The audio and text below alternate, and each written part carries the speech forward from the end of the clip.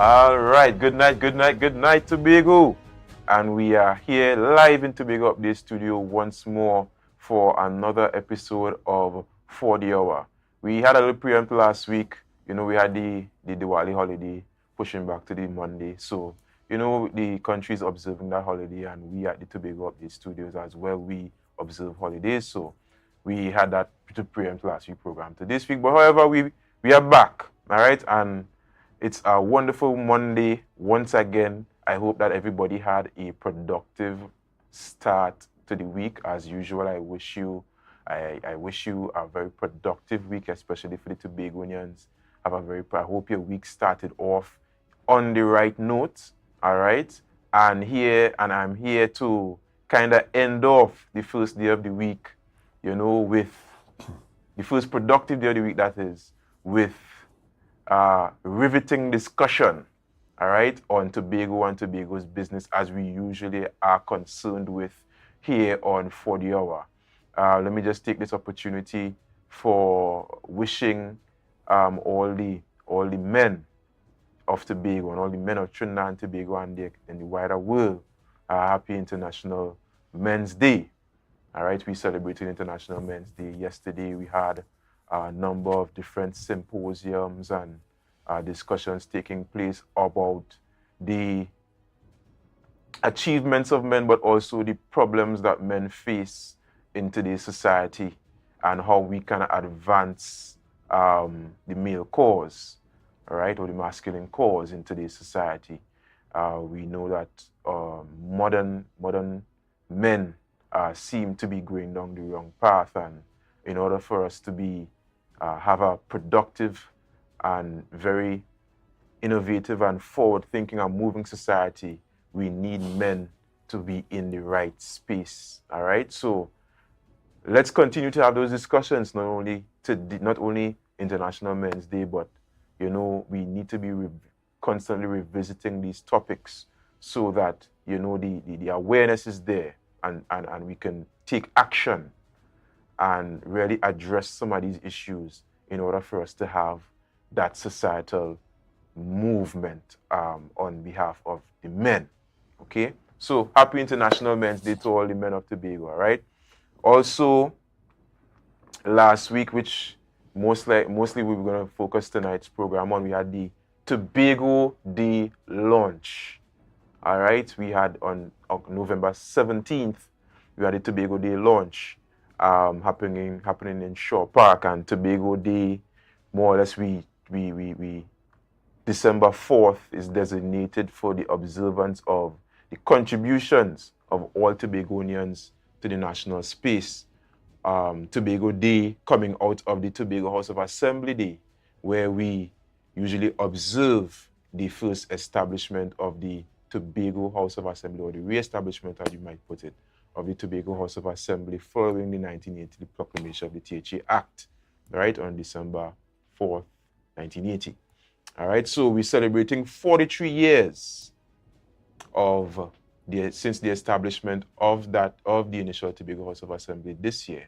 And so we renamed the THA Day to Tobago Day, and we kind of expanded the significance of Tobago Day. All right, but what I also want to discuss, all right, and we will over the next few weeks, right, discuss other topics related to Tobago and observing the triumphs and the contributions that Tobagonians have done to the wider society, the wider country.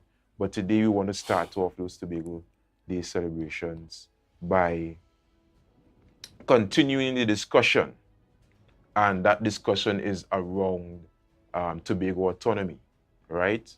We are now 43 years in, 43 years since the first proclamation of the Tobago House of Assembly Act. We had a re-proclamation in 1996. And since then, we have not seen much progress in terms of, as imperfect as the 96 Act is, we have not seen much progress as to Tobagonians having the ability to to charter their own path and create their own destiny right here within ourselves or within this context of this island. We have issues here that uniquely affect us, as opposed to when you're looking at the wider context of Trinidad and Tobago. There are unique problems to Tobago that the Act does not necessarily address. One of those things came to an ugly head in the last THA election. All right, one of those things came to an ugly head, and so we had to make. And there are other things that are rearing its ugly head in that act that are unclear, or they are it's up for interpretation per se, and it is causing a lot of operational issues, and it calls for somebody, well, not somebody, for these institutions to look at the current constitutional arrangement that we have with the THA Act and to do something about it, so that Tobagonians, if it's not autonomy, something that looks like it, but generally, I think, is of my opinion, that looking to the next 43 years, we cannot continue in this current constitutional arrangement. But I'm going on and rambling. I don't want to ramble too much. I want to bring on the guests, right, that we have brought on to discuss this topic.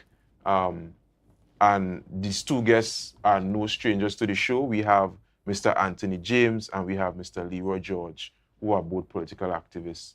And again, they have differing points on Tobago's autonomy and where they think the island should go in terms of our constitutional arrangement.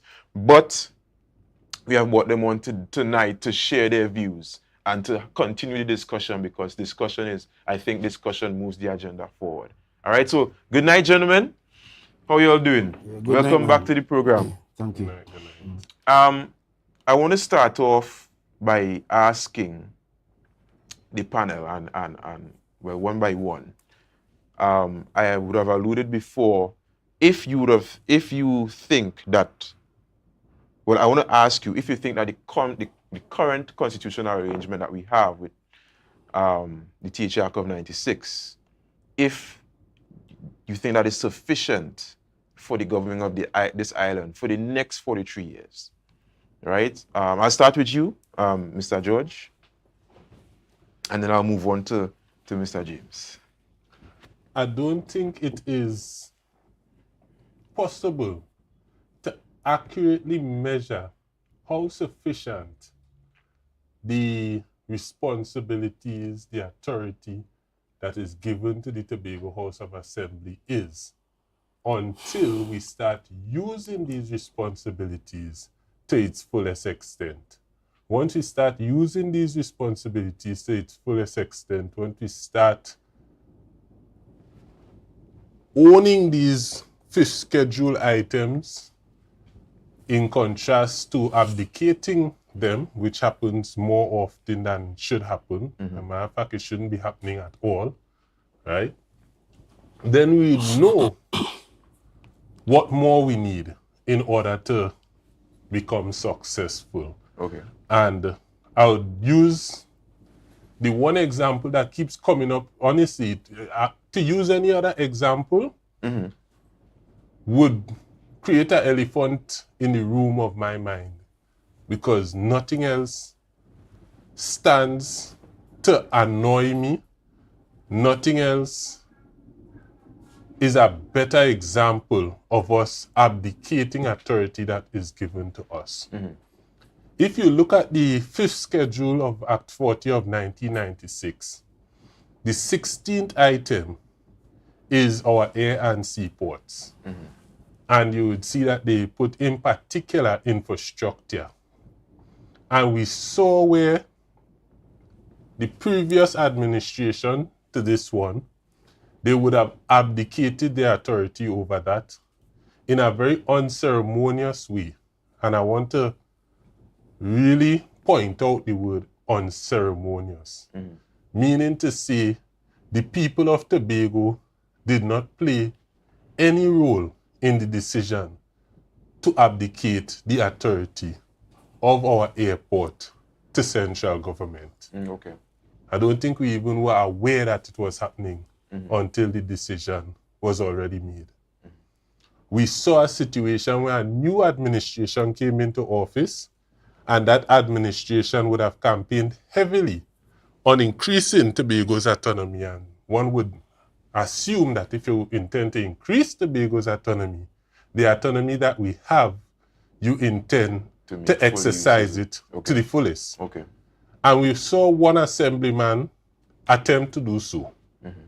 That is Mr. Joel Sampson, in defending the people in his electoral district on that day that many of us remember, where as a result of the abdicating of the authority of our airport and the infrastructure of our airport, we saw persons from China Railroad Limited taking out the belongings of individuals, Tobago residents, and I dare say Black Tobago residents, taking out their belongings out of their homes and putting it on the side of the street. Right. We saw that the assemblyman made a call for us to stand up against that. I was so fortunate, I was sitting, right, which part Mr. Anthony is sitting here. I was doing an interview with Ms. Candice as the Public Relations Officer for Tobago Writers Guild when Mr. Joel Sampson made that call. And even though I was not pleased with that administration, in even their early embryonic stages, taking over the affairs at the Tobago House of Assembly, I realized that the situation was much bigger than party politics, was much bigger than even the Tobago House of Assembly.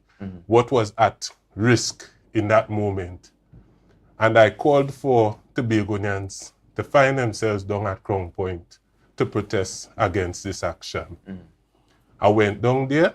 I saw that the majority of this THA administration was there protesting. But I took note of the fact that the leaders, the highest ranked members, Mr. Watson Solomon Duke, Mr. Farley Chavez Augustine, and Miss Faith B. Israel were absent, which could have been a coincidence. But I didn't think it was a coincidence, being well acquainted to these individuals. And the next that we heard after that protest, which worked out, which was a successful protest, and we must never forget that, because that day ended with us taking the belongings from off the side of the road and carrying it back into their home.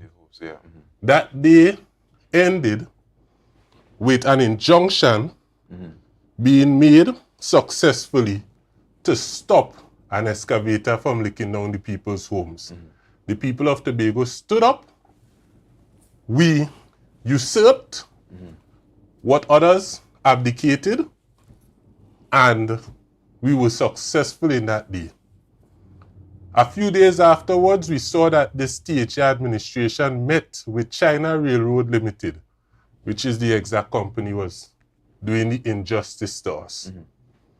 We heard the Chief Secretary come out of that meeting explaining to the people of Tobago that the Chinese did not know that they were doing us an injustice. Right.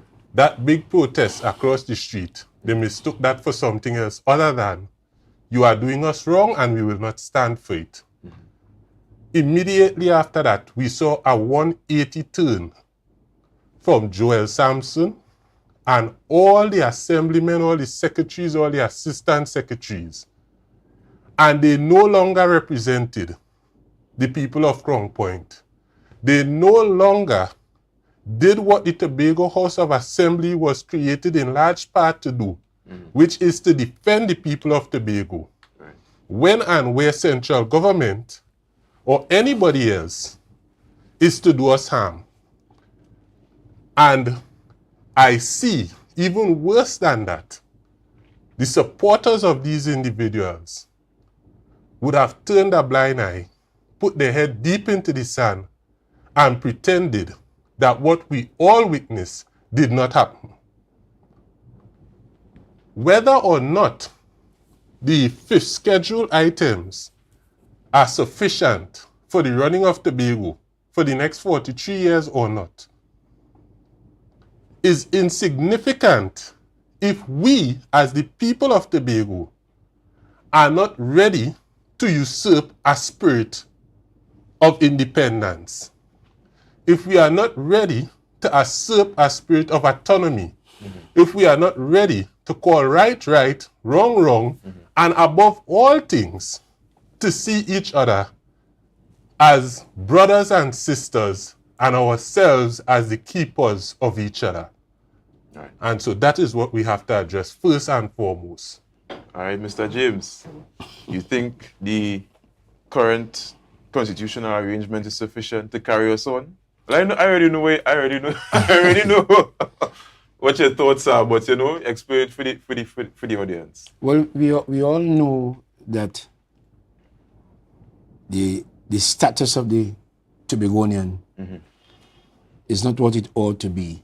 And we know that the status is that we are a dependency of Trinidad. We know that the status is we are a ward of Trinidad. The fundamental issue here, where Tobago is concerned in relationship to Trinidad, is that Tobago is a branch and Trinidad is headquarters. Whenever we are thinking as to how to constitute Tobago and to properly perspectivize where we are, is that the fundamental issue is that Tobago is a branch of Trinidad and Trinidad is the headquarter. And the idea that Tobago is a branch and Trinidad is headquarter is what needs to be eliminated. Tobagonians need to move to freedom. In spite of the conduct of elected officials, our destiny is not limited to those who are currently in office or even those before. Our destiny or the right to our destiny does not hinge on that. But of course, those who are elected carry a great responsibility because we can only go as far as the leadership prosecutes or allows us to go. But in terms of the status, clearly, the status is that Tobagonians are not free. We can't make even a law for ourselves here. Correct. We don't have the sovereignty to do it. And even the very context of autonomy. And we are asking for more autonomy. The whole psychology of that is crazy. Autonomy from who? Right. You feel what I'm saying? And when you're looking at more, we are giving a legitimacy to a system that holds us in bondage, and then we are asking for more. Right. Nobody has that right to keep us in that kind of vice grip. You feel what I'm saying? Yeah. That idea is illegitimate. That especially with Africans like ourselves and the other major ethnicity that came from India a long time after. They came in 1845. We are here hundreds of years before. You feel what I'm saying? And so that because all of them are stationed in Trinidad and Tobago fell, under British rule, Tobago is now facing this. And we need to understand that. But I just like to, so clearly the answer is that our status is not what it's supposed to be. Everything in Tobago is headquartered. Everything. You know, I was listening in the news, I think it was on Updates tonight. I think the chief secretary was speaking about what the Adventists would have accomplished. I would have dealt with those things on another television station when I was the host. Right. When it was the host there. It's not just the Adventists did it. The Adventists have broken away from the control of the Adventists in Trinidad. Because when Tobago became a ward of Trinidad, everything in Tobago was now surrendered. Right. And so that even it affected every aspect of our daily lives. Right, and you're talking about the Seventh-day Adventists becoming their own conference. Of course. As opposed to running their own show. Okay. Instead of being a branch of that Being a branch Trinidad. of Trinidad. Conference of You Trinidad. also had the Pentecostals doing the same thing. That was in the early 2000s there. I was the host of another radio station, another television program in Tobago, on another station. And you had Pastor Frank and Vernon Hart and those guys, they got together. Whatever happened in Tobago, whenever they pay tithes, offerings here, the money had to go to Trinidad. Okay. It's amazing. Right. Same thing in the Adventists, but those two faiths have broken away from that. You still have the Catholics and Anglican and all those things still tie up in Trinidad, don't they? Tobago is in a major crisis, but operating normal.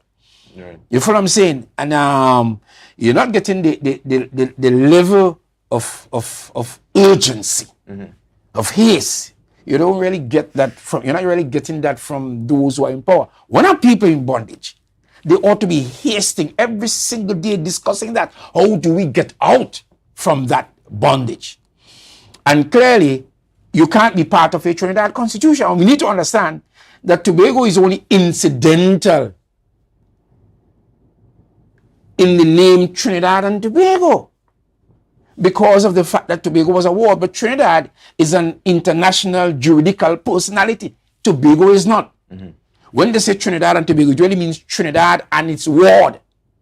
Even if the Constitution says that Trinidad and Tobago shall be a sovereign democratic state, and then they define Trinidad, and then they define Tobago. In practicality, in operationalism, Tobago is really a ward. It doesn't exist really as a personality. It's in the shadow. So Trinidad, you listen to football tonight. It's more like a mother-daughter relationship. Yeah, Tobago is inside. It's inside. When they're picking the football team and all these things. I don't use these terms national because the nationalism that exists is not a shared nationalism where Tobago and Trinidad are standing side by side, even as the whole country come up with our George song. Our George song. I really don't care about that really because that anthem does not represent me. Right. The anthem, in the context of Trinidad and Tobago, the anthem is the biggest lie and the biggest fraud. And we teach children that. We need to get really side by side. You feel what I'm saying? And it is not true. And so I don't stand to it, official functions or not. You feel what I'm saying? Right. We need to, we applaud freedom fighters in other parts of the world. Who are the freedom fighters here? Who really is standing and telling the truth? Just correct my brother here in his references and so on, which fundamentally they are correct, you're correct. But the language of referring to the government in Trinidad as central, we need to correct that language. It is not a central government. It's not our central government. When we say central, you're giving legitimacy to the thing. Tobago is a colony of Trinidad. There's no central government. Trinidad, those jurisdictions in Trinidad can refer to that government as central. We must always remember that the correct interpretation here is that Tobago is a colony. The government in Trinidad is a colonial one. We have no power here. This is why we're talking autonomy and all these things. We need to get this thing right. The other thing, when you reference to China, we were careful to describe the Chinese by the land that they come from. Chinese. But when we refer to our own people here, you said black Tobagonians. I'm not a black man. That's American slave language. I'm not African. I'm not a black man. Who made us black? God never made us black. God never make any white people neither. All of that there is a messy language, and that all those language, we live in a language universe. Word. In the beginning was the word. Word creates everything. If we keep speaking the wrong words, we will manifest the wrong realities. We have to speak. It's a great responsibility. The onus is upon us to choose our words, our ideas, understand the ideas, and express the right words, because words multiply. Words create. This is why we have to be here to speak. We have to speak things into being. And we have to be consistent. The Americans understand that. So they have a big propaganda machinery. And speaking the things and tying up they confuse a lot of people, you know. They have a lot of so-called intellectuals and things referring to themselves as black people, right in America and abroad. We're not black people. Right. We're not black people at all. And they are not white people. I wanted to ask you, Leroy. Okay. Right. I wanted to ask you, Leroy. Seeing as though you're saying that in order for us to expand on what we have in terms of the fifth schedule, we need to start to exercise more of what we have control over and not abdicate that authority. all right, is it of your opinion is that we could only move forward when we do that, or is it when we stop abdicating our responsibility, or is it that we can do away with that altogether in order to move to a better arrangement? What do you think? Excellent question, extremely excellent, not easy to answer. I will start by stating this. Today is a very special day. And the reason why today is a very special day, I want to first Today, November 20th. Today, November 20th, for a couple of reasons. I want to congratulate the Adventist Churches of Tobago. They did, from this day in history, gain for themselves a very high level of autonomy in the greater Seventh-day Adventist network. And even though I am a strong advocate of separation from church and state, I do recognize that what happened today does help to add to that spirit of autonomy in this place, and helps to drive that conversation for a more autonomous Tobago. Also, I want to congratulate the Tobago Civinet, right? Because there was a committee led by Miss Karen Bart, I don't want to Miss Alexander. Karen Bart Alexander, where they did a survey to find out what Tobagonians think about their autonomy. And the results of that survey became public today. And so as a result of that, the people of Tobago were able to have a say in this question. And with that being said, what I saw in the survey results, because I am the corporate secretary, when I come on television, I like to speak as Leroy George, but it is also a reality that I am the corporate secretary of the Tobago Civinet, right? And so when I looked at the results, what I was pleased to see was that it seems as though the largest group of persons with a solid opinion on the matter have the same opinion as I, which is that the nature of the relationship between Tobago and Trinidad should be a federal union, a federal arrangement. Now, when you think about, because a lot of persons on the other side of the TV screen there would not understand what that means. And it's basically similar to the arrangement between the different states that form the United States of America, right?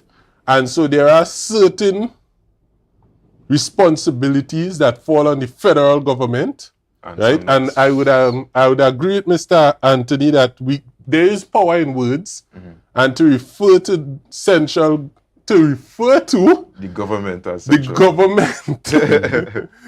as central government, the government in Trinidad as central government, maybe to take away from our autonomy as a people. I don't think necessarily Mr. Anthony and I may be on the exact same page, I don't know. But federal union, I agree too. And the nature of a federal union, if you look at the history of the United States, the 13 original states in the United States, because when they gained independence, there were 13 colonies, all on what is now the East Coast of the United States. They were equals. And because they were equals, their constitution had checks and balances that enabled them to operate as equals. The arrangement in our unitary system of government is not one that allows us to function as equals. So yes, until better can be done, we should do the best with what we have.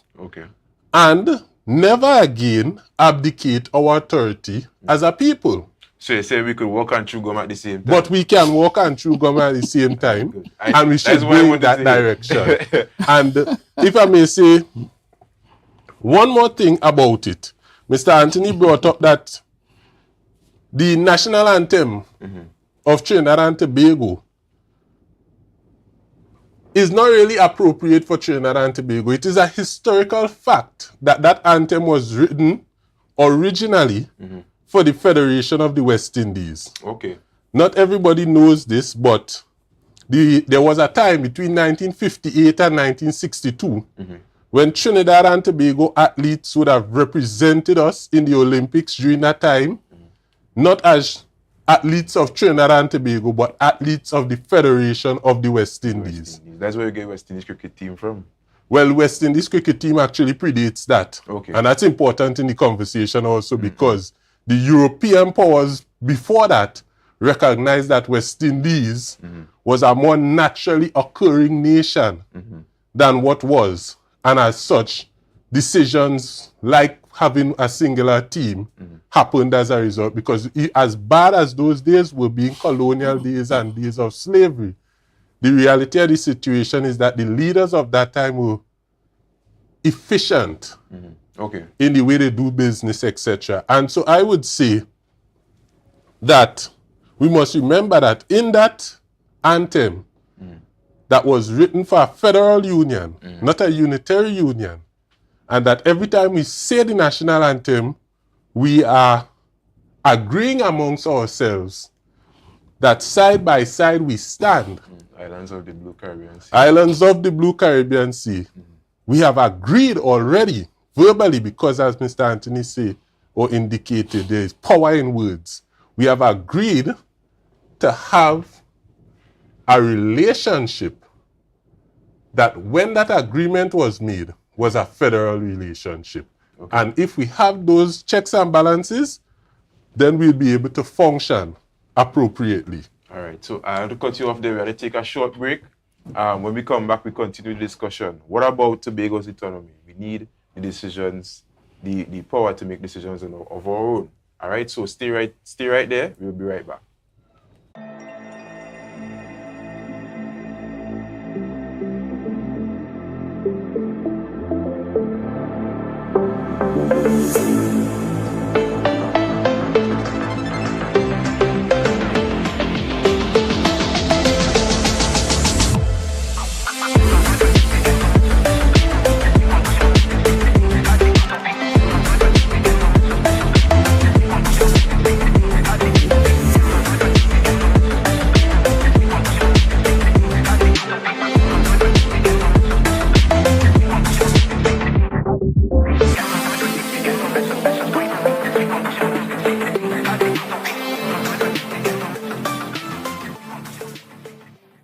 The Division of Settlements, Public Utilities and Rural Development has relocated its Crown Point office to Glen Road in Scarborough to better serve you, our clients. Our main office is located at the corner of Glen Road and Glen Road Branch Number 1, the building formerly occupied by COSTAT. Our grant and electrical inspectorate services can be accessed at Number 2 Montessori Drive in Glen Road, Building 1 and 2.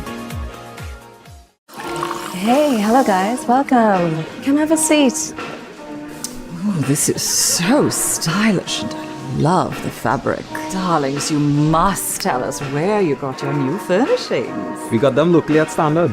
They've got new chic European furniture, crafted from high quality material. Oh, Standard?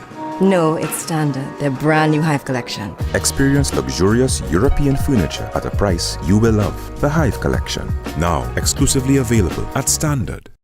You know, who would I ever believe, Jessica could take care of a child, I know, right? I'm a kinship foster parent to my nephew Malik. Papa, you remind me of my grandmother, you know, when she used to take care of my cousins.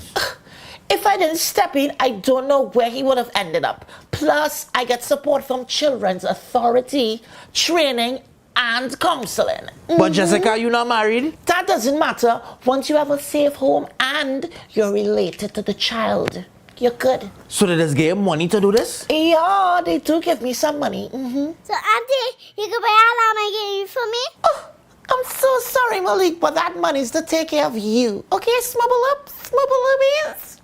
I will not try. Mommy, you can buy No. Wait, I didn't even finish my sentence. About Lamborghini, you could get lamb stew for lunch. Auntie Jessica could only come when you come in, because all them does do is talk people business. Malachi, I'm only going on the bed. But Mommy, the boy don't even live here. Yeah, go to your bunkers. What? Bunkers? Where's that? I think I'm getting pretty good at this.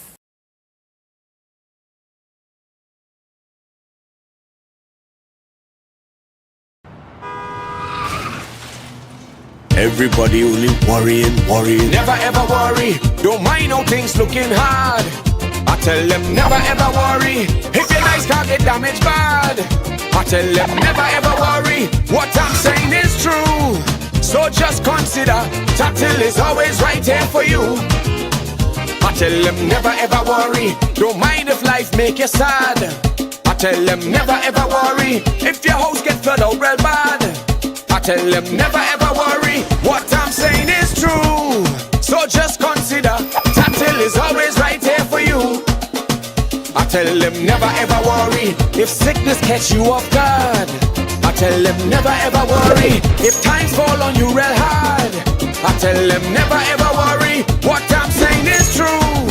So just consider, Tatil will always be here for you. Never worry about a thing. Tatil, where people are people. You know what I mean.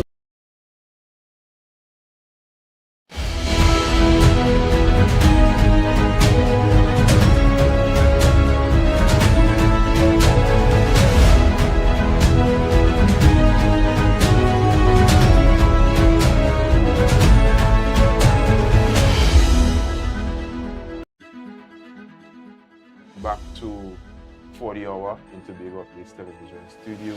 All right, and we're here with Mr. Anthony James and Mr. Leroy George, and we're talking about what about Tobago's autonomy on the onset of Tobago Day, all right, which we will celebrate on December 4th. We want to discuss what about Tobago's autonomy. It came a fever pitch topic in the last election, and the discussions behind it were kind of really petered off, and I think that Tobagonian citizens should really not just let this thing be quiet, only to be used as a political tool, but really something that we are moving forward to achieve as a people. All right. Before we left off, we had a discussion. I wanted to ask Mr. Anthony James. Mr. Anthony James, I often, when I was really taking interest into this topic first, I looked at Trinidad pre-independence and how they were able to get their independence from Britain. And I looked at the eminent movers, like, we know Dr. Eric Williams, famously, Mr. Capildeo, Dr. Capildeo, and CLR James, right? Really important people have that James last name, boy, right? Well, in this country, right? And I did a little bit more digging on Mr. CLR James, and his work was really important in terms of the education of the public. At a point in time, he was one of the editors of the national newspaper at the time. And even though this kind of information predates me, it's interesting to find out how we can take lessons from how Trinidad did it to how we can potentially do it. That's correct. And we were claiming our independence. Not to say that I'm speaking on the whole of Tobago that we want independence, right? But we were claiming as a country and acting as an independent country way before it was even officially given to us. And there were campaigns, nationally run campaigns. What do you think about something similar? Because, as I said before, we're not talking about it. And as I was saying before and agreed upon by Leroy, words are important. Campaign is important. Jesus Christ wants to establish. God sent his son, Jesus Christ, to establish the kingdom of God on earth. What Jesus Christ did, he came preaching the gospel of that kingdom on earth here. A kingdom to replace the devil kingdom, right, and the jurisdiction on earth here. So Christ came preaching the gospel of the kingdom of God on earth because he's desirous of getting back the kingdom of God on earth, because the kingdom of God was on earth before, It was not original in Satan's hand. It was in the kingdom of God. Right. And he departed. But the point I'm making, which I'm agreeing with you, we have to preach the message of the kingdom. No, a kingdom has nothing to do, the kingdom is a government, Because scripture also says, for unto us a child is born. You know the scripture, Leroy? And unto us a son is given. And the government shall be upon his shoulders. So when we're talking kingdom, we are talking government. And even across the world, the kingdoms across history were governing the land. We're talking government. Right? So we're not talking under Trinidad. You can have a kingdom, you can have the government, the culture, the people of Tobago, the culture of Tobago, the nation of Tobago subordinate to Trinidad. And especially too, we must look at the fact that Trinidad was also a people, a country, a nation subordinated to colonial power also. Right. What right they have to be colonizing us? The best relationship for the nations of the earth is federalism. It's partnership. Federalism is just a official word. So we will hear more about partnership. But in governmental terms, they call it federation. But it's really a partnership. We here and we work with each other. You follow what I'm saying? I can be me, you can be you, and you can be you. You follow what I'm saying? But we form a union with equal. You see, as someone said some years ago, the basic principle behind a federation is equal constituent parts. Right. The constituent part, independent states coming together. And we must not be afraid of the word independent. In order to federate, you have to be independent. In order to come together, you have to be sovereign. Right, because as Mr. Leroy was talking about the original 13 colonies, we were separate. Well, and then they came together. They come together, and more were added. Yeah, and more were added. But in everything, what is the objective? And when the 13 started first, they didn't start as a federation. They started as a confederation. And this is why you have the Confederate flag. The Confederate What's flag. the difference? The difference is, like for instance, we tend to go into America and into Europe and so on, but we have a confederation right here in the Caribbean here, in the OECS countries. Yes. We don't talk about it, and they are going magnificently. The OECS countries, Grenada, Antigua, Barbuda, St. Vincent and the Grenadines, Dominica, St. Lucia. That's a confederation. Right. They share one currency. True. They have freedom of movement between and among each other, and so on, freedom of trade. The things they do together, they set up central committees to prosecute that on behalf. So everybody now for that responsibility is equally represented. It's not about domination and dominion. We have inherited a spirit of dominion from the British Constitution, that we were under British rule. And Trinidad is carrying on with it because you have some interest in Trinidad too. It's not just necessarily the lay population, the layman population there.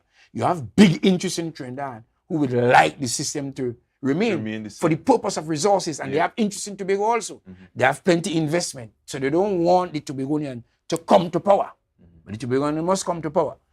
And so that, as I told one of your principals, which he came around to agree, that's Mr. Pigot. The federation as to what exists now in America will not work here. We have to understand what the objective is. And you can't have a federation of two really. And St. Kitts and Nevis is not a federation. Let's not get tired of that. That's not a federation. St. Kitts controls that. And any federation like what exists in America between Tobago and Trinidad will dominate that. True. What you need is a confederation, so that Tobago is completely independent and in charge of its destiny, its resources, everything. Trinidad, likewise. The things we do together, we set up mutual committees to work with that. Tobagonians need to play sports in the world independently. You follow what I'm saying? In order to achieve those things, you have to be separate. You follow what I'm saying? And there's nothing really to be gained by a strict federation with Trinidad. When I now started this movement, and I must let you know, and the viewers know, I'm the person, Anthony James. I'm the person who in this wrongs here, who started this whole conversation here. Many people they know they may not want to acknowledge me. And I drive it home on high five. On high five. Every Monday night, if I could call the name High Five was my program. I characterize it and give that personality. And every Monday night, I discuss one topic, Tobago liberation, and we formed the Tobago Liberation Movement. When I started, you had Hochoy Charles and them were in office, and Act 40 of 1996 just came out. Right. And I told them in a meeting, Act 40 of 1996, early o'clock I told them. That was in 1998, the Act was in 46, was in 96. And in a meeting in Belgarden, where I'm from, at the Belgarden Community Center, I told him and Vanus James that Act 40 of 1996 cannot realize Tobago's potential. They were still going down that internal self-government and autonomy talk. I said, what we need here is constitutional reform. And that is what is needed today. Constitutional reform, not the autonomy talk.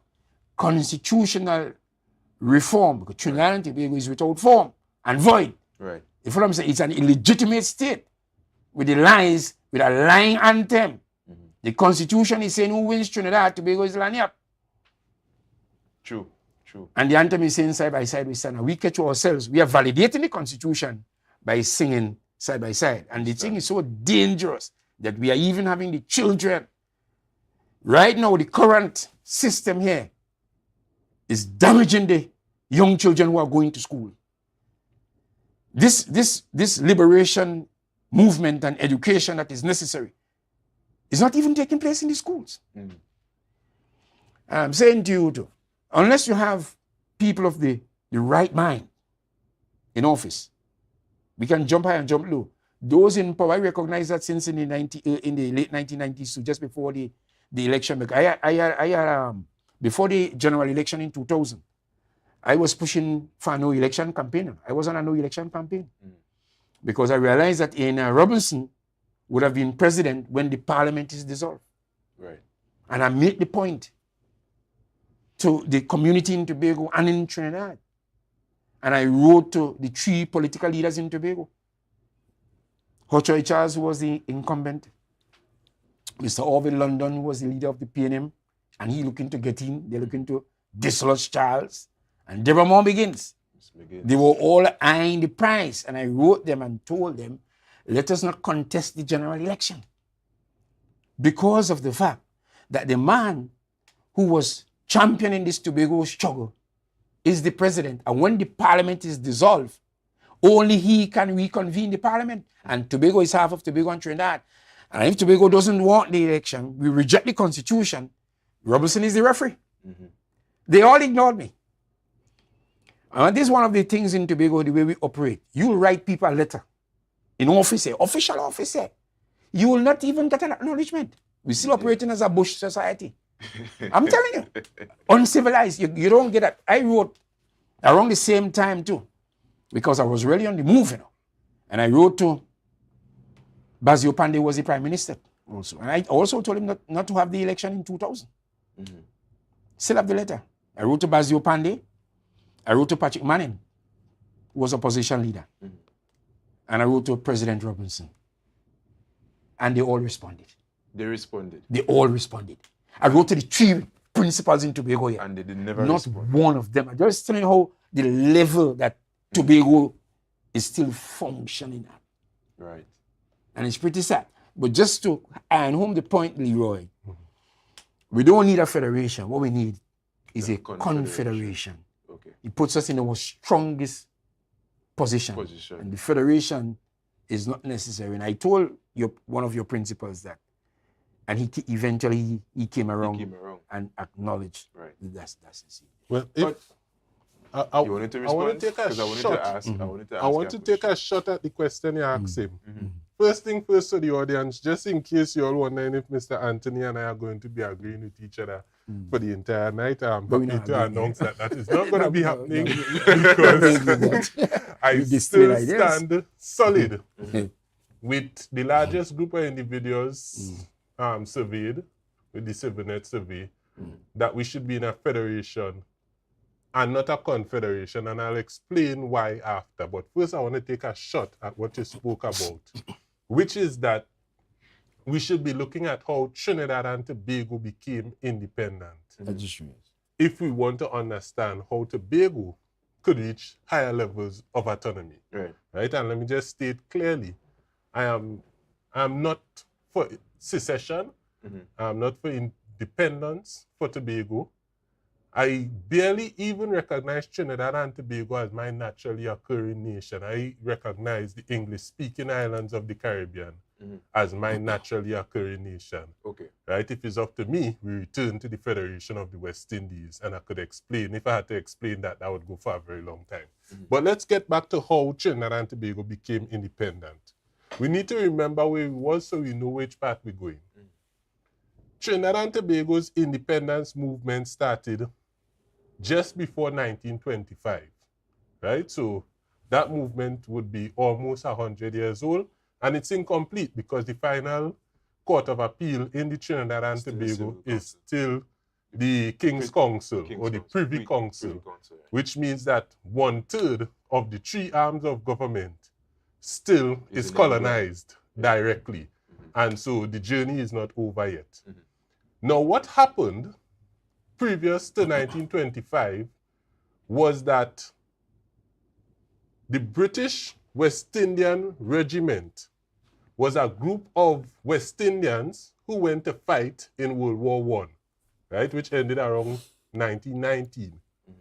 And in traveling the world, persons like Uriah Buzz Butler, and if Trinidad and Tobago is to find an individual and say this is the father of the nation, I would say Uriah Buzz Butler is the biological father of Trinidad and Tobago, and Eric Williams is the stepfather. Even though, Mr. Butler is a Grenadian. Even though Mr. Butler is a Grenadian, and there's a very important fact also to bring, because in our story, the rest of Southern Caribbean, English-speaking Southern Caribbean, was so important to us becoming an independent nation. And they would have returned after traveling the world and realized that they did not need to be second-class citizens in their own land.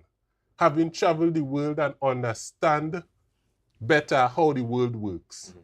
And so they started to demand enfranchisement, to be more enfranchised within their own space. And so it is against that backdrop that in 1925, Trinidad and Tobago had its first election.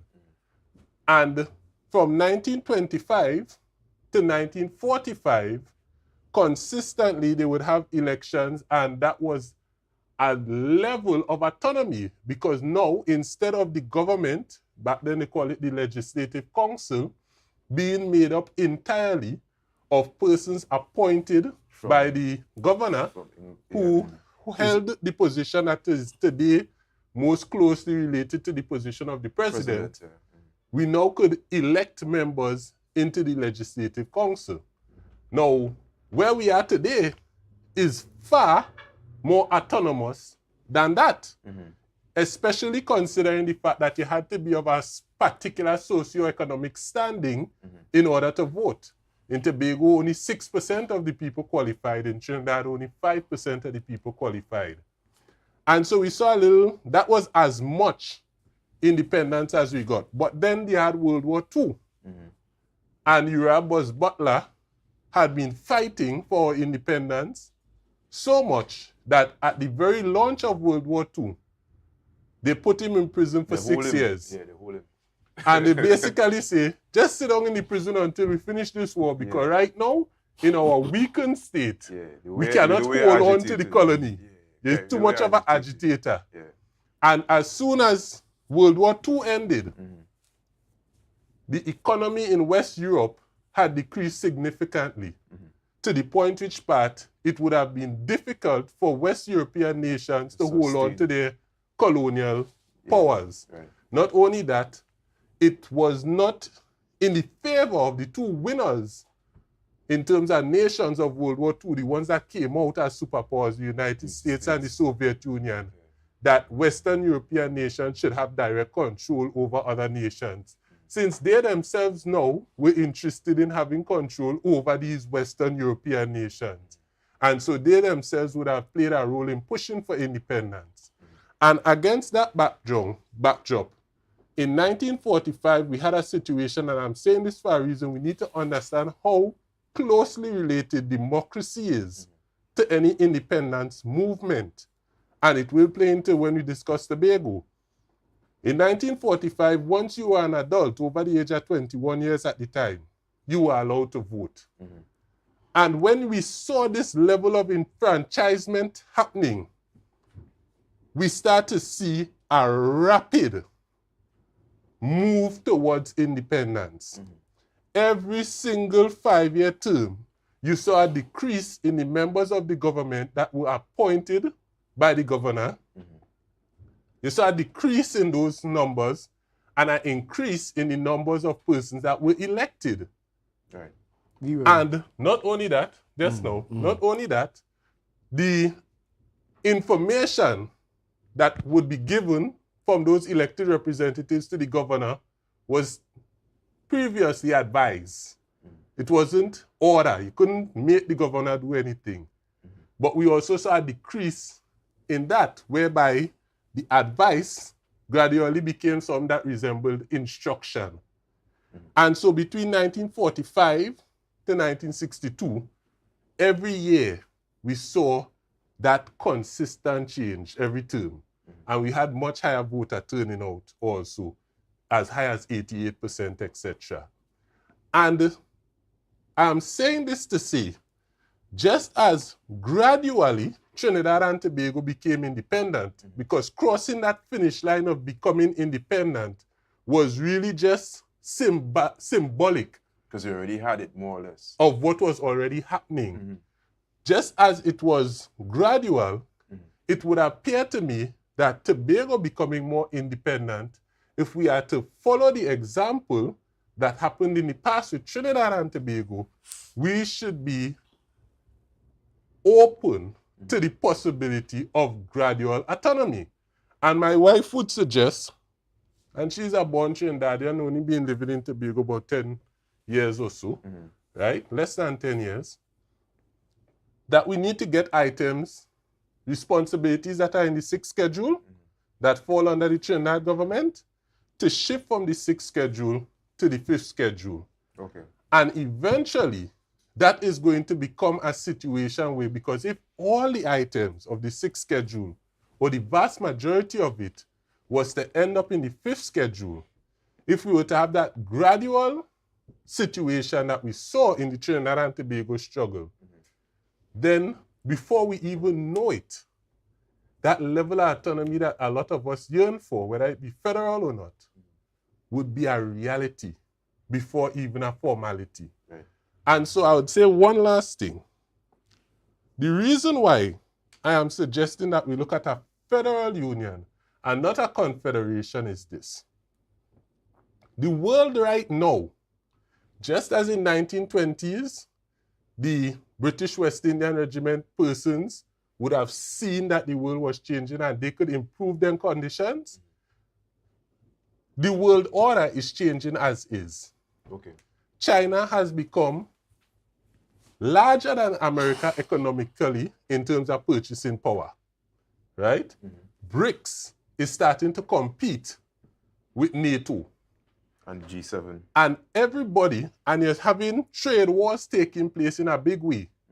And because trade wars are taking place in a big way, you're seeing persons starting to group together tighter so that if this thing gets real sticky, you see, we here, we will take care of our affairs. Now, the reality of the situation is in this 21st century, in the year 2023, comfort and the ability to function as the rest of the world requires a large amount of goods and services being produced by any autonomous persons. Tobago is too small for that. Not only that, even at things such as food security, when you look at how much land is needed to provide enough food for the people of Tobago, Dr. Vanash James was showing me the other day, we don't even have enough land for that. Right. You understand?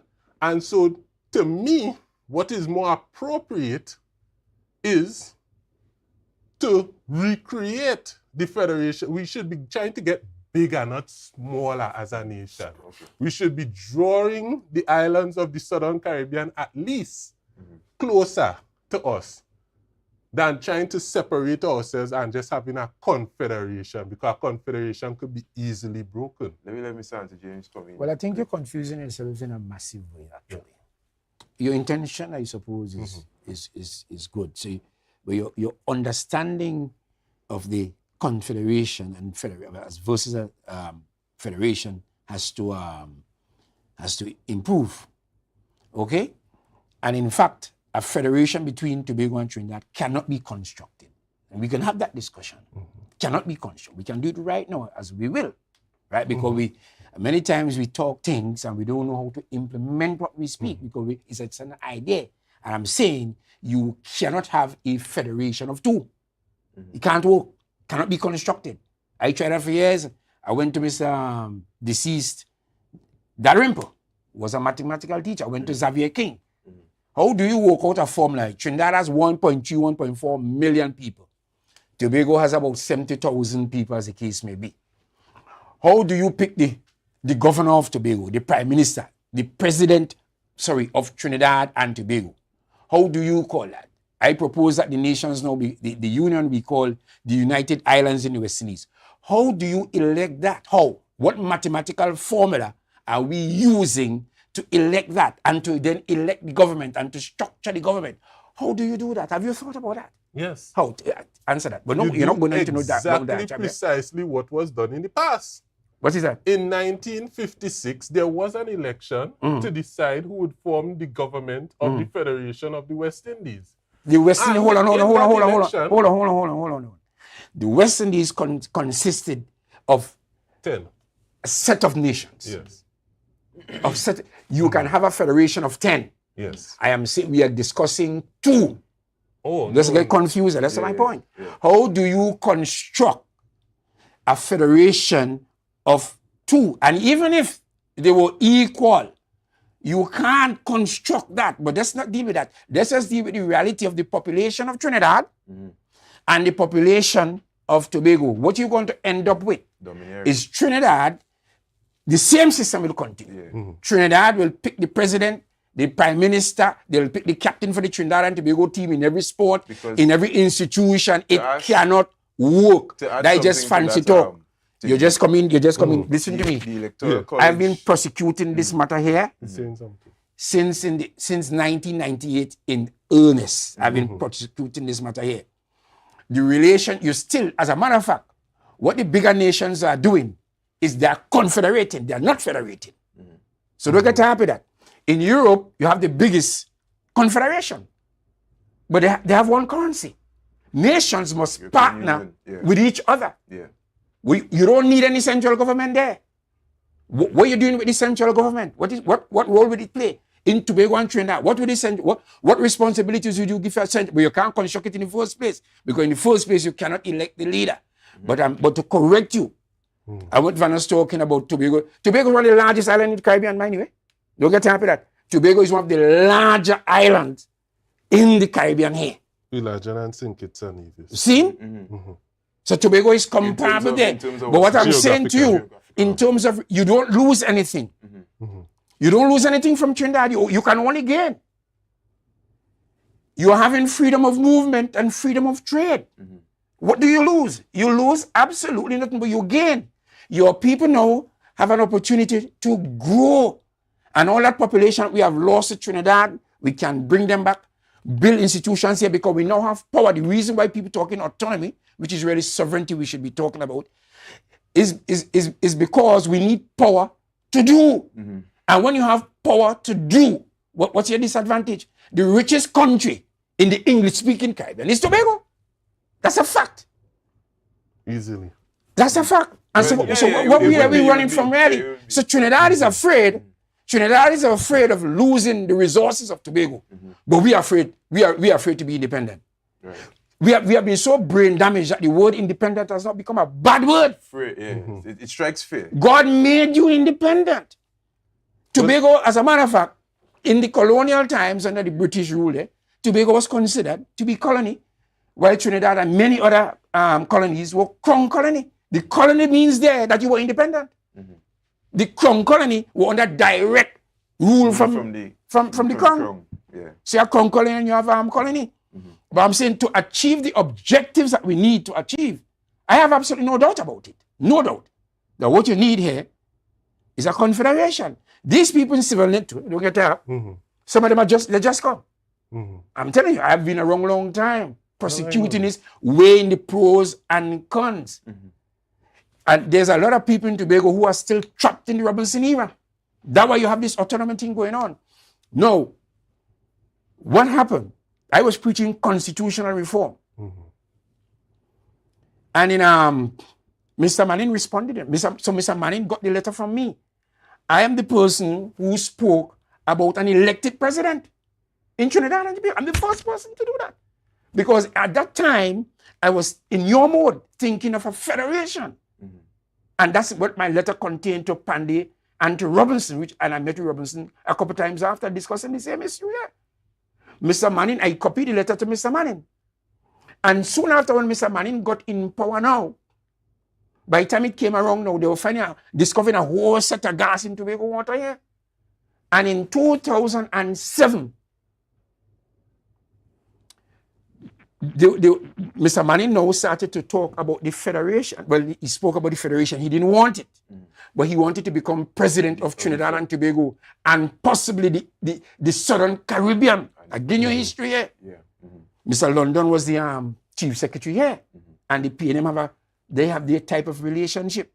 So instead of going to Manning, I have the constitution so Manning wrote constitution already, you know. They wrote a new constitution for Trinidad and Tobago. I have it. Manning was in the parliament in 2007. July 27th. In 2008. 2008. I think, yes. I have the document too. And advising the parliament, because Manning's, they were discussing the municipalities corporation amendment bill, where they were discussing devolution as opposed to decentralization as opposed to devolution. And Mr. Manning is explaining the difference, that decentralization is when you implement, when the local government implement the policy-making function. Devolution is when the policy-making function is devolved. And so that the municipalities will be executing for themselves, making their own policies and so on. And Ms. Posad Besessa, and I must get the document for you. Posad Besessa, she asked him, well, what about Tobago?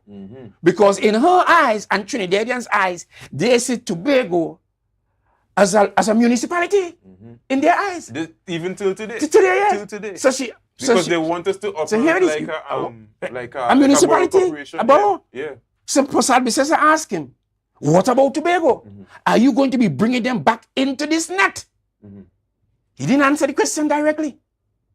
He said, I can tell you what is going on in Tobago. He said, right now there's a debate going on in Tobago. I am the person who was leading the debate.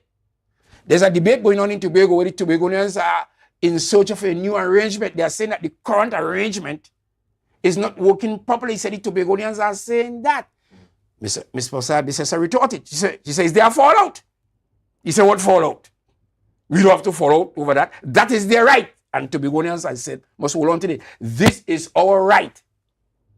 He said, but one of the possibilities is that it could lead to the fragmentation of a unitary state. They love that word, unitary state. It is not in the constitution.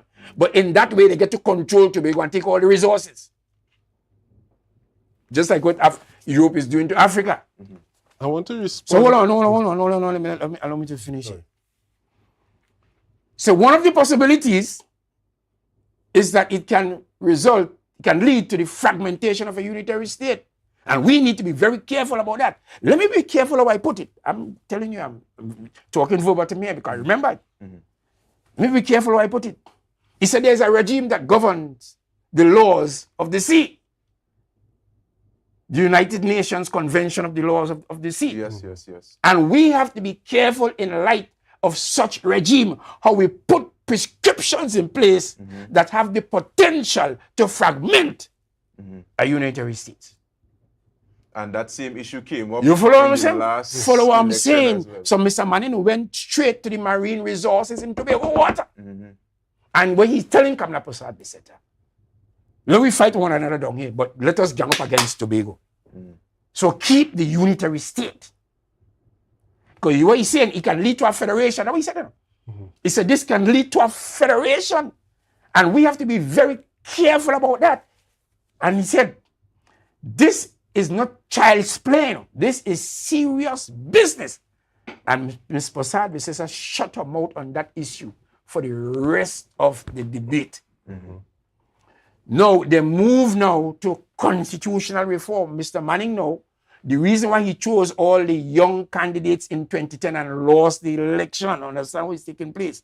The idea of calling the early election and picking young, inexperienced politician was to make himself the president of Trinidad and Tobago. They were discussing presidential jet and all of that. I'd seen that so that the younger people in Tobago could understand the history. Mr. Manning wanted to become the president of Trinidad and Tobago and the Southern Caribbean. He used to walk, he put Jim in the Whitehall. He was walking so all the time. He was very cocky. And God took him down. And he called the early election to become prime minister. They wrote the constitution. And you know, I must give you a copy because I have several. You know what? You know how Tobago featured in that? To be prescribed. They finished the entire constitution, give Trinidad all the power, take all the power to themselves, and they part with Tobago to be prescribed. And he instructed Mr. London to start this whole autonomy thing, and that's how you end up with Bill A and Bill B. So you're saying the last two bills that came from that went to Parliament down there came out of came out of that. Mr. Manning instructing Dr. London to Mr. London. Yes, because and they prescribed the place of Tobago. Whatever they came up with here is to be prescribed. So that is to fit into the Trinidad Constitution, where Trinidad remains with the power. Hotel Charles had called him to after that election, one of those elections in the middle in 2013 after the 12-0 and so on. Right? Because Manning ended up lost the election, so he called him after. But I'm saying the move started, the whole thing started with the Tobago Liberation Movement. So they couldn't pull it back. I spoke of constitutional reform. Manning now was doing a constitutional reform to benefit himself and Trinidad. If what I'm saying, that's how the whole thing. And I was making the point about those people who are still stuck in the Robinson era of a measure of autonomy, internal self-government. We're not a part of Trinidad. What are you doing in internal self-government? Are you a part of Trinidad? What are you doing with the autonomy? Are you a part of Trinidad? What are we doing with that? What we need here is our own constitution. And historically, Tobago had its own constitution. That's what we need to go back to. The original relationship among the Caribbean islands was a confederation. And Eric Williams said so in one of his books on them. He said the original relationship was a confederation. Talking 1956? Right? So 1956 is speaking about specifically. No. I'm talking before that. Right. Because they were all the Caribbean colonies were under the British rule. A confederation also. So no. Well, technically speaking. Yes. Right. So that's the point he was making. The history joined them together. Under the crown, the British crown, all the Caribbean nations, they were in a relationship. But you didn't have a local West Indian government here. So the point he's making, the historical relationship is a confederation, because they were relating to each other, but they were not dominating each other. I want to jump in. They were not, but I wanted to understand the point. You have to avoid, you can't end up in a situation where the Tobagoan is not sovereign, which means all the slave labor that we went through here is in vain.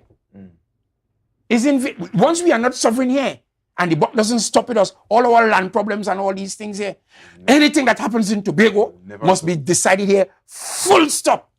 Yeah. No interference from nobody. Laventille must not rule over Charleville. Sealos must not rule over anything here. No election in Trinidad must tell Tobagonians what to do with your land and your sea and all that. This is madness. Yeah. And it's almost, and if we're not fit to run ourselves independently, we are not fit to be politicians, and we are not fit to be leaders. We need to understand that very properly. Right. You run you, I run me. The things that we have of common interest, we share that. Right. Mutually. The earth is not dropping out from the sky. Tobago will not drop out. our opportunity Go to ahead, respond. go ahead. Yes. Yes. And Mr. Anthony, it's important to understand that just because someone doesn't agree with you doesn't mean they don't understand what you're saying. The reality of the situation is, I would have stated earlier that, and let me word it clearer, my end game as somebody that oftentimes is on this side of the TV screen is to see a return of the Federation of the West Indies, period. I do not recognize Trinidad and Tobago as my naturally occurring nation, as the appropriate nation for these islands of the Southern Caribbean. Well, there was never, listen to me. I want you to give there me, was never, listen, but there was, let's say this quickly. I to understand. speak on disruption. But you have a lot of time to speak. I would like there you was to never give a me- federation of the West Indies. Okay. All right. I would There like was you an to idea. give me, I would like you to please Go ahead. give me an Sure. opportunity to speak on disrupted, just Go as ahead, you go ahead, spoke go on ahead, disrupted. Leroy, go ahead, Leroy. There was a federation of the Federation of the West Who was it? Indies. Who was the president? I would like to go on disrupted, please. Who was the president? The leader of the Federation of the West Indies was Mr. Grantley Adams. Please do not disrupt me. I Go do ahead. not disrupt you. All right, go ahead, go ahead. You must be able to function in a world where people do not agree with you. You said earlier, and you were correct in saying we are not to ask for our autonomy. We are to demand our autonomy. And that statement is correct historically. The appropriate way, if we were to become independent, for us to acquire independence is through a referendum. Right? Referendum, at whatever the pronunciation. And that means that the people in that particular geographical location that are considering independence must meet and they must vote. Now, whatever you want and whatever I want and whatever Mr. Edison wants will be inconsequential when put against what the people want. We saw that CivilNet did a survey. We saw that the vast majority of persons wanted a federal union. Now, I understand what Mr. Anthony is saying. Two islands, especially when one is 20 times smaller than the other, both in geographic size and also in population, would make very difficult, improbable, if not impossible, a federation. So you That agree with is him on why, that? that is why I keep pointing that my end game has always been and will always be to see a return of the Federation of the West Indies. And That being said, I have one more thing to say, right? I don't need to speak very long to get my point across, but I would want to be able to speak undisrupted, just as I would give you the respect to speak undisrupted. That being said, right? I would have also stated earlier o'clock that if we are to take our moderators, I don't want to say advice because I don't think he stated that this is what we should do. No. But It's not prescriptive. it's not prescriptive, but he did speak about looking at what happened in times past. Right. And I would have pointed out the different steps that went into us becoming an independent nation. Right? And I am suggesting, and I have already suggested, that the appropriate thing is to start moving items from the 6th schedule to the 5th schedule. Would that not require constitutional reform and cooperation by the government in Trinidad? The reality of the situation that is point that has been made already, right? That point, he has made that point already. The 1996, right? Act 40 of 1996. That particular act is not entrenched in the Constitution to the point which party need the whole three-fifths majority to make changes. Yeah. It is one of those acts You need in the a- Constitution that could be Minor majority. amended very easily. As a matter of fact, we saw it amended easily in The last 2021 election. without anything resembling a special majority. Yes, so you have minor majority. And so just to enclose, They what finish, I they am finish. suggesting is that we look to A, first step, 3-step program. A, never abdicate the authority that we have. Because presently we are abdicating authority that we already have. Right? B, gradually increase our autonomy. And in the end, have an end game which if I was to vote, right, and when we see the people who participated in the survey, the vast majority of which being persons who are highly educated, I wasn't happy about that at all. About 70-80% of the person, I think it was 80% of them were tertiary educated, whether it be undergraduate or whatever. Last point, When you look at that, Yeah, the people want a federal union. If they were to vote, The people have said that already in the survey. It looks like if we are to have a democratic situation, the people will call for a federal union. And lastly, in the report that the Joint Select Committee did, you're going on and on and on and on. it was mentioned that a federal union would be or could be appropriate if Tobago was to get recognition for our marine territory.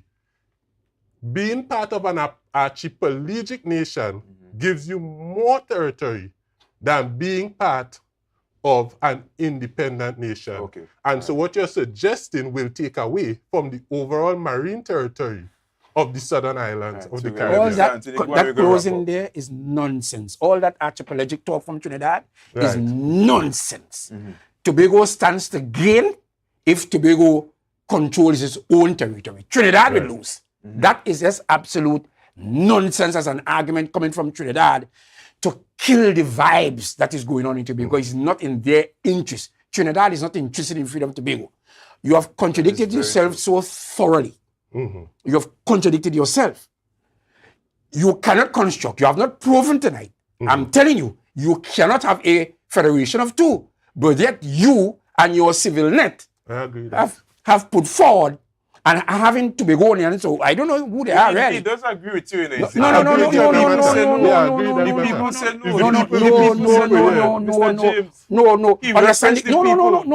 Understand the context. They are in leadership and you are putting out something that cannot be constructed. It is redundant. It cannot be constructed. So it's not how responsible is that? How irresponsible But you that? do realize that I am not calling for a two-island federation. No. You are making the point, contrary to me, advocating for a federation. And I'm saying to you that a federation of two, especially... And no one's arguing with that. You're not arguing with that, but you're saying that what the people say. That is what the people said. That's what they said. No. You see, you have to understand the fundamental point here. So we're saying the people didn't just come and say that. And it wasn't Put that out. Wherever they put that, did they put the Confederation? No, Confederation was not an option. And so what point? So I give you a comment. So what point you really making? So that whole, and this is what I told you already. There are many people in Tobago who have joined the conversation, but they're not really sold out to the idea. They're not anointed. They have no passion. And really and truly, it's shocking, you know. A lot of people you see posing as intellectuals out there. Not much sense in it. And so we have to make that statement. I'm telling you, you know. You know what I'm saying? Here it is, you have a big responsible group. And I'm saying clearly, they just heard about federation. You know what? America is a federation. Canada is a federation. That's what we're trying to tell you. CivilNet never called for a federation. The people, the respondents. So then you have to take up your issue with the respondents. No. CivilNet would have given them that as an option. Of course. So if you give people a multiple choice, they will choose. So your point is that a confederation should have been amongst it. Who would have voted for a confederation? Is there any possibility a confederation would have won? The answer is no. You know that. I know that. I don't know about that. Nobody not voting for a confederation. You won. Clearly, you have your own bias. Yes, I want a federation. You want a federation because you want Trinidad. And I'm saying that I want a federation of the Southern Caribbean. We're not discussing the Southern Caribbean or the wider Caribbean here. Tobago wants a federation of Trinidad and Tobago. We are not discussing the wider Caribbean, the former West Indian Federation, as you call it. I will research that because I'm not accepting that. I will go back. You was alive? Because there was... I was alive. I mean, I wasn't alive in 58. I born in 63. Oh, okay. It's my bad. I thought you was... Sorry. My bad. I apologize. If I was born in 58, I apologize. I would not have a proper knowledge. I apologize. But all my studies and so on, that never worked. That never come into no kind of real life. So my answer to that, I'm still denouncing what he said there. You follow what I'm saying? And then Eric Williams quickly pull out and say, well, 1 from 10 leaves nothing.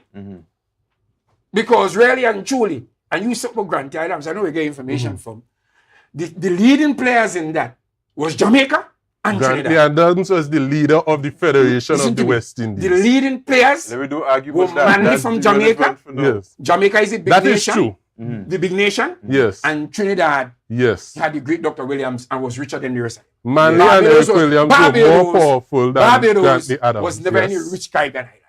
That is true. You follow what I'm saying? Still isn't. Still isn't. You follow- and that's the point I'm making. No, right? multiple things could be true at the same so time. I'm saying you can't bring an option That's that is not an option that can work. Yeah. You follow what I'm saying? And you have not justified being against, you are saying everything out, but you have not justified in any worthwhile way why the Confederation, why you don't want the Confederation. You cover it up by saying you want a big West Indian nation. Yeah. That's not an issue now. That can always happen. That could always happen. Endgame. And that happened. That's my end game too, as a matter of fact. That's my end game too. Right. That's my Okay. end game too. All right. Yeah. So, I but just at didn't least, give it at that least tonight. we have But I'm we saying have to you, them agreeing on something. in the immediacy here between Tobago and Trinidad, the immediate way going forward, and it's going to happen. And it's going to happen as soon as 2026. 2025, 26. You watch and you'll see. We're not waiting to be on like Trinidad. Okay, well, right now you're asking for autonomy. When you listen to the conversation subconsciously, Tobagonians want, and it is natural, and every Tobagonian should desire that. And it puts us in an immediate position. We want to play our cricket and football and different things independently. What's wrong with that? What's wrong with that? You have a set of talent in Tobago and different thing where God make it, just going into the grave with nothing to show. I agree with that. And all the oil and gas and things Trinidad take it. Are we talking nonsense here? Right. Listen to me. That's a whole nonsense thing going on here. There is nothing wrong with having a prime minister, a president of Tobago, likewise in Trinidad, and operate in a mature way. A partnership between Not Tobago and appropriate for this time. You know what I'm saying? It's not appropriate for this So time. which time it And let me is? just caution you. The time, guys. You know what? Guys, You we're know out of what? time. You know Right, what? we're out of time. The wider federation can work. So you know what is appropriate, as he said there, in his mind there, and it tells me tonight has taught me there's a lot of work to go on in Tobago. So he Education-wise, said, and I agree with you. move Schedule 6 and put it in Schedule 5. Gradually. Leave Trinidad in charge. That because your wife is a Trinidad. My wife is a Trinidad too, don't let it happen. And mine too. But let me I'm saying, let me go. right? Let's go. So would it Tobago against Marine? It's wrong. So I understand that. Do I get a closing statement? No, I can't give back for Mr. Out of time. You say, From all the gentlemen here, my Trinidadians. Marine law is real. If we are counted separate from Trinidad, we will lose marine Guys, territory we need to because the baseline is going to disappear between Tobago and Trinidad. We have a discussion on that. Yes. Marine law is real. That is you cannot create facts guys, to go into opinion. You have to create opinions to go into facts. International law. Right. Okay. Meaning? And guys, Tobago, it's time to wrap. It's time to wrap. I can't remember. International law is international law. Check the Marine Territory Act. It's time to wrap. All right. So, here's the deal. All right. And here's how I see it. My wife is also Trinidadian, and I always ask her, what's the sentiment growing up about Trinidadians and Tobagonians where Tobagonians is concerned? And she told me many times, it's not that Trinidadians they hate Tobagonians or they don't want to see them prosper, whatever. It's just that everyone is so amongst their own business, they don't care. Definitely. They don't care. So it's not that they don't hate us, but they don't care. And I see that happening so much. I recently went down to Trinidad, and what I saw spray painting on some of the walls, from the river to the sea, Palestine will be free. Free Gaza. Yeah. Free this. But don't free to and I'm like, you don't even know what is going on within your own country in terms of in terms of who is dissatisfied with the status that there are. You know more about two countries that thousands of miles away from here, and you have a hard opinion on it. Yes. Right? Yeah. But you have no idea what's going on in the country. I actually saw somebody in Washington, D.C. with a Trinidad flag and a Hezbollah flag, a Palestinian flag, right? Supporting Hamas. Terrorist organizations from Trinidad and Tobago. Hamas or Palestine? No, Hamas. Hamas. Right? And he had a Hezbollah flag, which is also another terrorist organization. You have no idea what's going on in your own country. I'm sure he doesn't know what's going on in his own country. But again, you're giving so much of your effort and attention to things that have nothing to do with you and don't benefit you. You have to mind your business. We have to, Trinidad and Tobagoans need to mind our business. And which is, I think, one of the most important things that we need to keep the discussion going around, because if we don't mind with business, people have short attention spans and they are competing interests internationally. And we wouldn't get our business done. Yes? But having said all of that, that's my rant. Let's give everybody else a chance. But I just have things to say as well. All right, but I want to thank the studios for giving us a little extra time for us to the gentlemen here to get the views out. Especially, Yes, but again, I want to thank the studio. I want to thank Tobagonians. I want to thank you for coming and having this discussion with us tonight. And as we continue this discussion around Tobago and Tobago's development on the onset of Tobago Day, all right, I will see you guys next week. Monday night, 8 o'clock. I'll be right here next week with more riveting discussion. All right, gentlemen, thank you for coming. I'll see you guys. Have a good night. That was the night. Watch me out.